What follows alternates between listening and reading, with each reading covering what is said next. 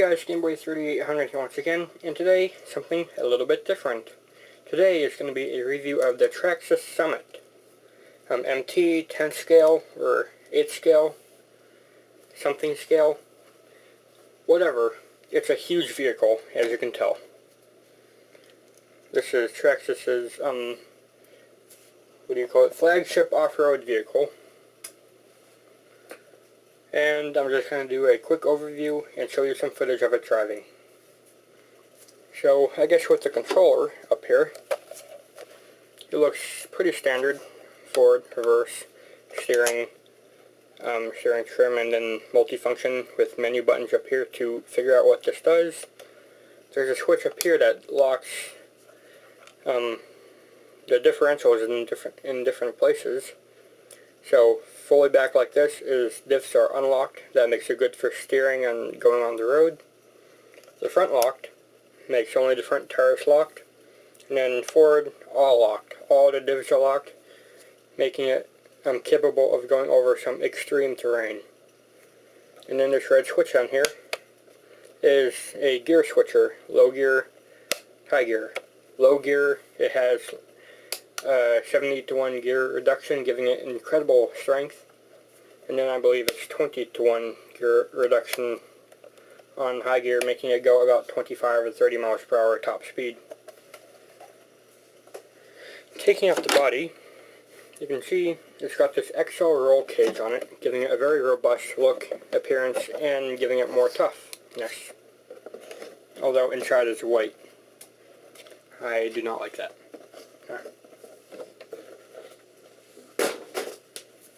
Over here though, you can see that the truck is very unique with its laid-down suspension. This is actually more trademarked to the e-Revo platform, giving it tremendous flex, like really tremendous flex. All the other tires are on the ground at this point. So this means it's really good for rock crawling and trail driving. I have the back end lifted up so high because whenever it's on the throttle, it squats, so that helps even it out. For batteries, it comes stock with two 7-cell nickel metal hydrides on 3000 milliamp hour batteries, but they only last about 5 to 10 minutes. So I have dual 2-cell 7600 mAh batteries, and that gives it about 2 hours of battery life. And a much better top speed, more strength, and just overall much better. Well worth the $140 upgrade. And I'll have you note that this vehicle already on its own is about $600, $620 depending on where you get it from. I recommend getting it right from Traxxas so you get their full warranty. This has two batteries because one is never enough to power it. It's such a huge beast. The motor is a Titan 775, oversized for this vehicle, and it gives it incredible strength. So much strength, I wish I had a video of this, that it was able to pull my friend in the wagon going 10 miles per hour. Very strong. However, you can easily upgrade the motor for like $10 or $20 to an old DeWalt motor, and that will give it even more strength and more speed. These two things here, these are the steering servos. They're linked mechanically underneath. This here is the front diff locker. This here is the high-low gear selector, and this is the rear diff locker. I'll show you what I mean. Powering it on, it's got tail lights and headlights, but up front, each time I do something,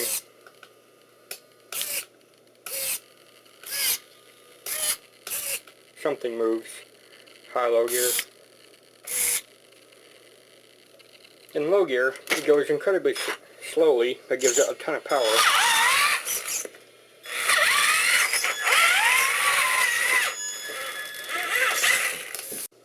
Of course, the only time I do a video all week is when my brother barges into my room.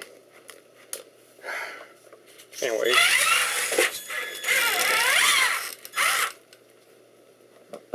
It's quite agile too, for such a big machine.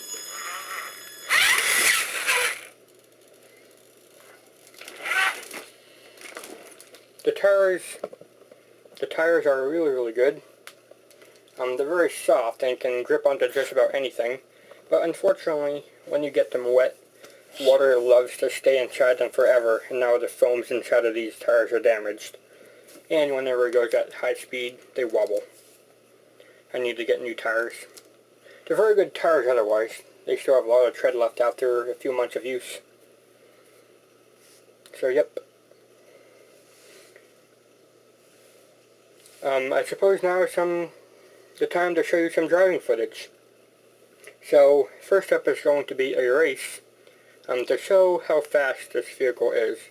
It's not a fair race at all. The race it's going up against is with the Traxxas Stampede 4x4 VXL brushless motor.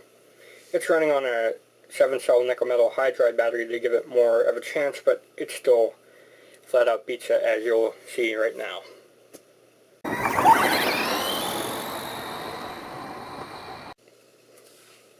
As you saw there, it's quite slow, even in high gear. And Stampede had no problem catching up to it. Next is a small jump. It's a very small jump. First is of the Stampede 4x4, and then there will be the Summit. So here's the Stampede.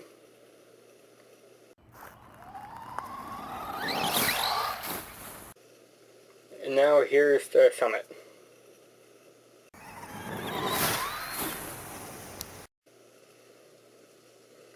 As you can see, you can do small jumps that are pretty good, and with this very plus suspension, it can do some big jumps really well too.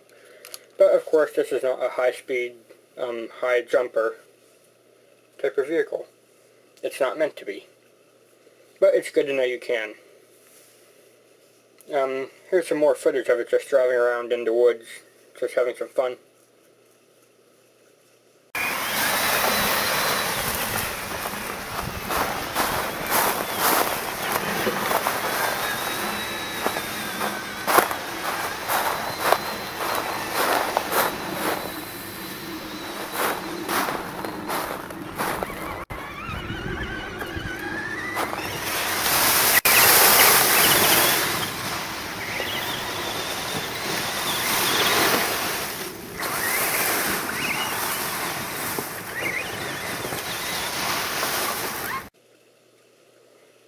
Next up is a hill climb. Still in my front yard. There's a big hill down by the back of the house, so I just drive it up going at slow speed and then drive it back up going at high speed, so you can see how I handle this tough terrain.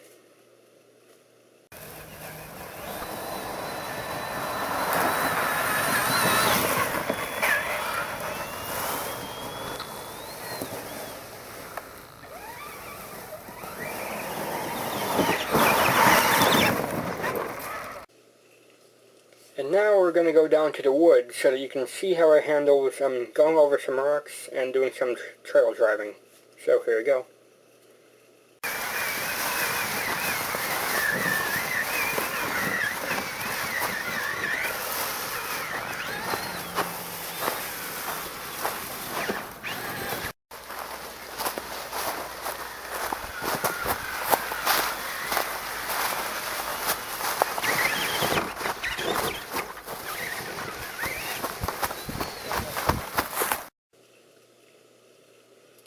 And now we found this old creek bed, and I just jump it up the tall sides of the creek, and just having some fun.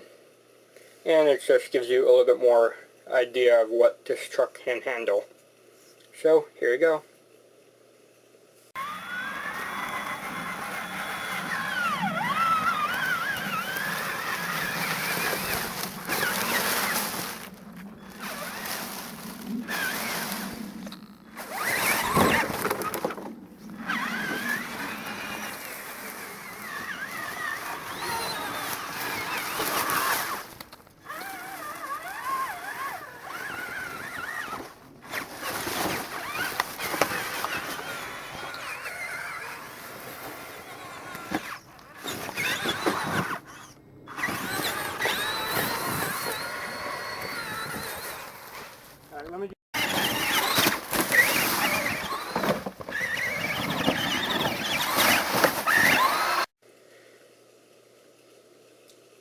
as you can see, this truck can go anywhere just about and do just about anything except fly.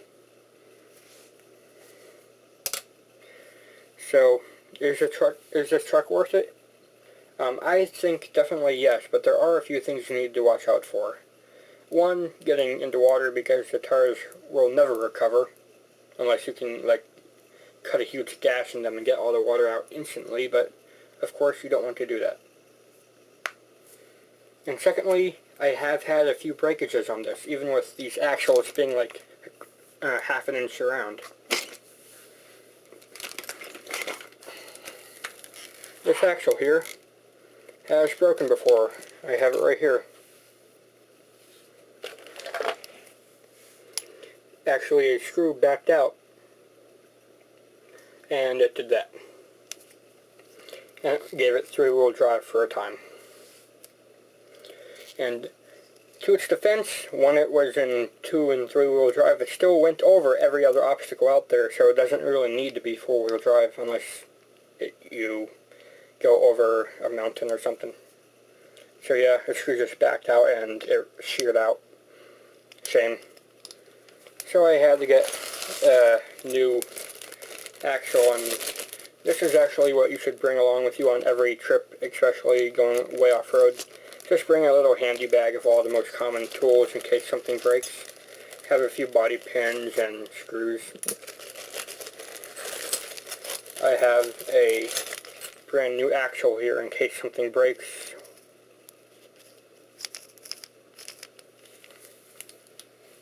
And then I have a new front drive shaft in case something in the front breaks. And yeah, it just has a few extra body pins and what do they call it? Toe-in adjusters. I've broken the main drive shaft as well. How? A tightened slipper. I tightened it too much, and going backwards and doing a wheelie with no slipper is apparently not a good thing. And as you can see, it just twisted this drive shaft into a pretzel. But it did keep going, it didn't stop, it just had a little bit of a bounce, which wasn't good. So, like an idiot, I took apart the whole back end. I didn't need to, and then when I realized I didn't need to, I got new axles, and now these new axles actually have like a little metal coating, so they're better than the default axles. This part here is actually still good, but it's this part that's dead. So, it's a very good truck. I highly recommend it. Just get LiPo batteries, a good LiPo charger. I recommend Traxxas' own Easy Peak Plus for LiPo and nickel metal batteries. So yeah, that's my review. I hope you found it enjoyable. It's definitely not a professional review, so please take that with a grain of salt. And this truck is not meant to be a crawler, so don't get it expecting it to go over things that solid axle vehicles can get over. Why? Because I've had a few solid axle vehicles, Exceeder C and that stupid Red Cat. They could do much better than this over extreme terrain, but of course those vehicles sucked, so yeah. Thanks, Game Boy out. See you next time. I hope you enjoyed. And coming up next, a Minecraft video with a few mods installed. See you next time.